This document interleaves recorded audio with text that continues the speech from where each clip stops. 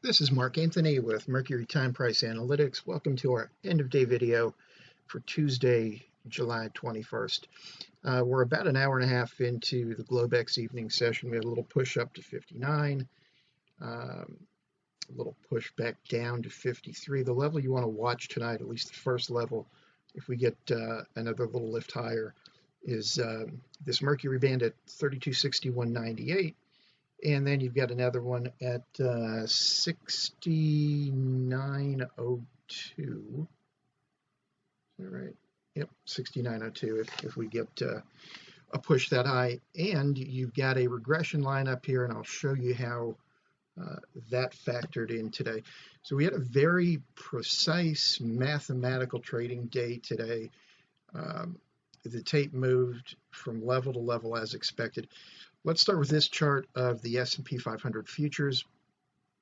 Now these Mercury bands, we produced these at the end of the day session the night before.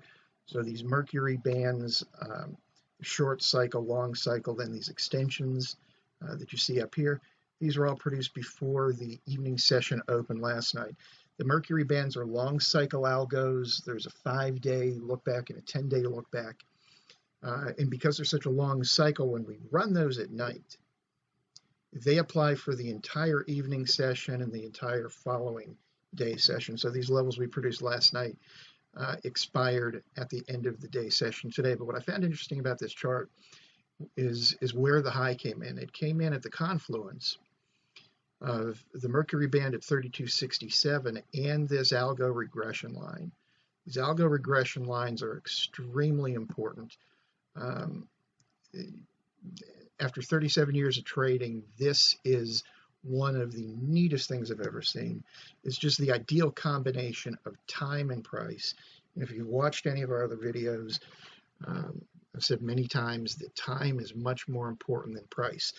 You have to have both of those things to build an algorithm, but the overwhelming majority is time cycles. That's the way the institutional algos are built.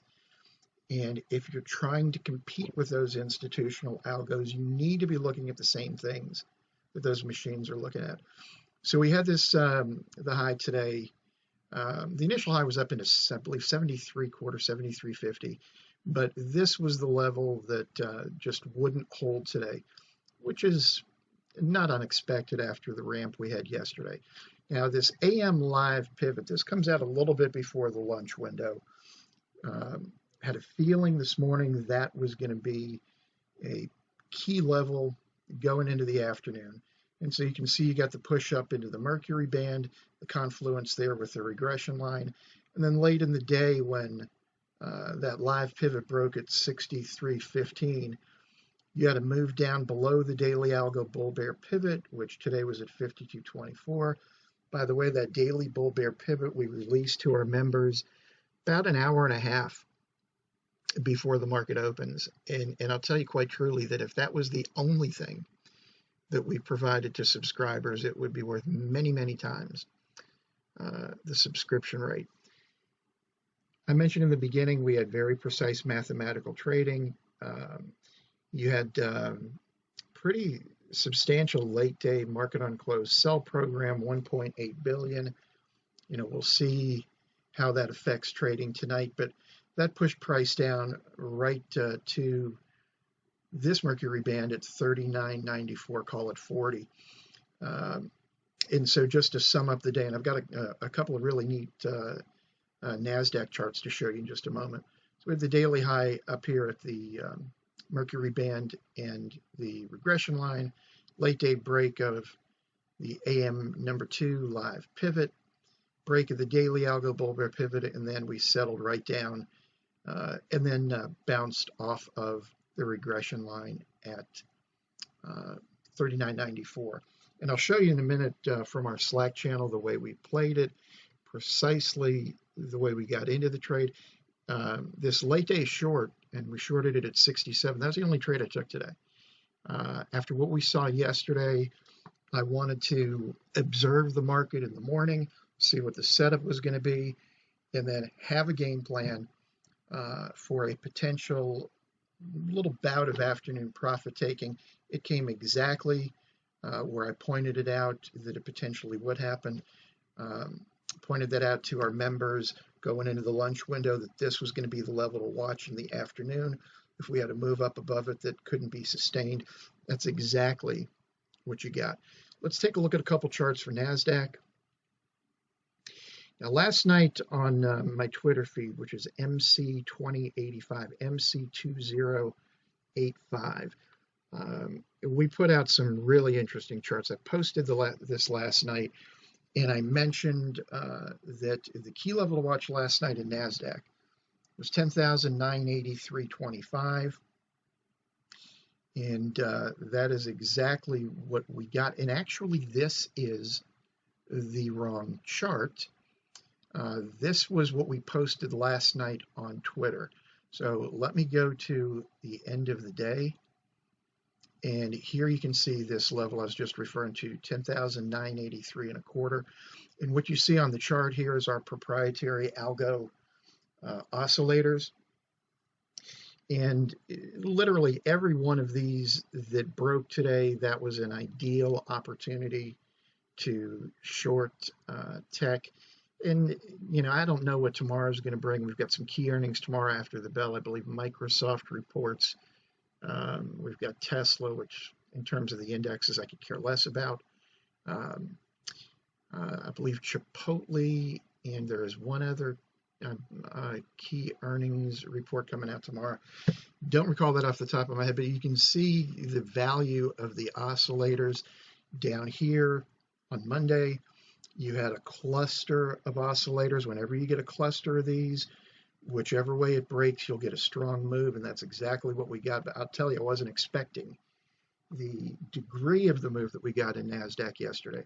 But this is the level I posted last night, 10,983.25. That's the level that broke, and then you just had multiple oscillator levels that broke. And just as the S&P traded methodically between the algo levels, you had the same thing here in NQ. Came right down literally to the tick to this oscillator level right here. And what you use these oscillators for is not only entries, but you use these as targets. So as each subsequent oscillator breaks, you know that there's a very high degree of probability that you're going to engage the next one down. It happens on the way up. It happens on the way down. And just to wrap up our video, this is the way we played it from the trade alerts from our member Slack channel. And by the way, one of the things we started doing this week is not just providing the daily bull bear pivot for S&P 500 and NASDAQ futures, but also for SPY, QQQ, Apple, Microsoft, Amazon, Facebook, Netflix, Intel, and NVIDIA.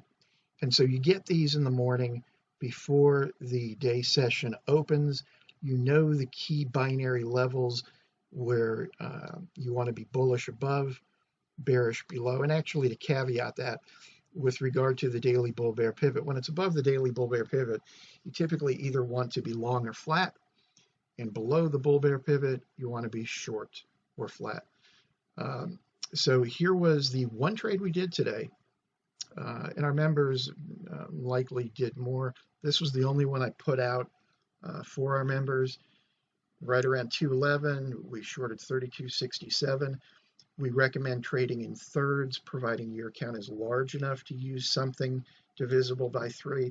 So what that means, just using this as an example, you trade 3 contracts, either E-minis or micro-minis, whatever is appropriate for your account, and you want to get some risk out of the trade as quickly as possible. So in this case, I took a +3 on the first third, and then you move your stop to even.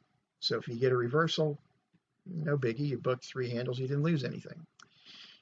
Then we look for a place to take the middle. I took +12 on the middle at 55.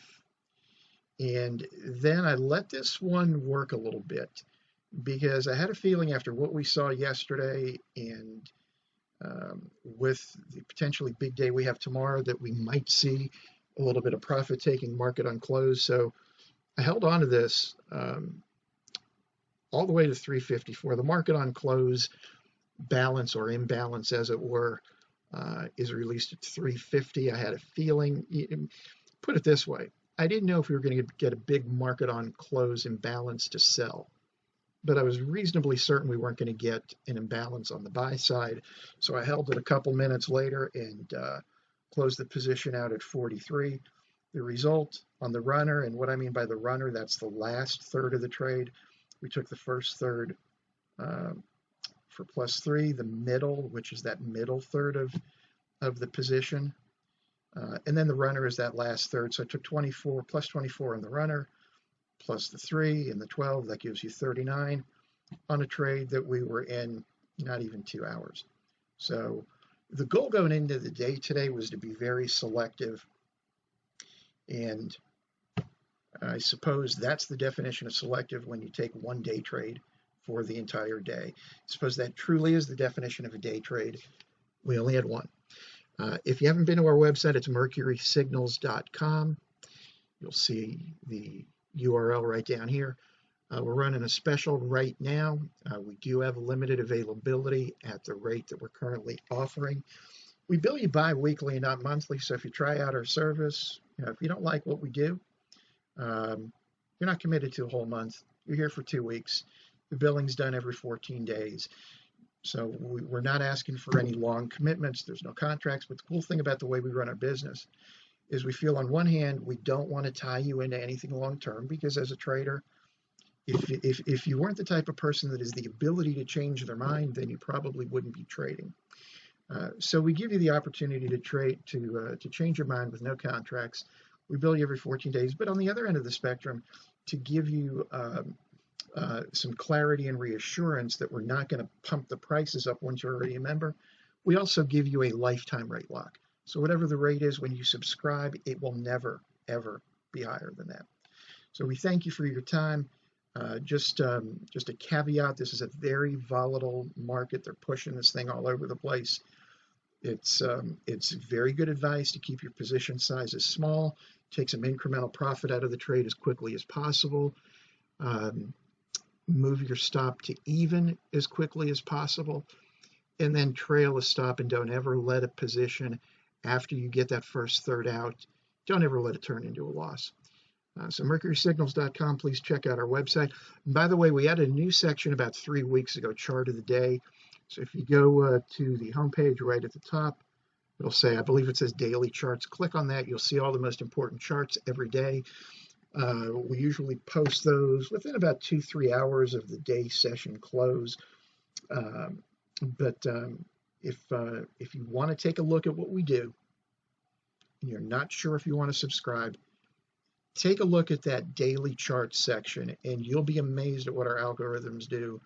There is absolutely no system commercially available for individual traders that does anything close to what our systems do. So as always, we thank you so much for your time. God bless you. God bless your family. And we hope to see you again soon.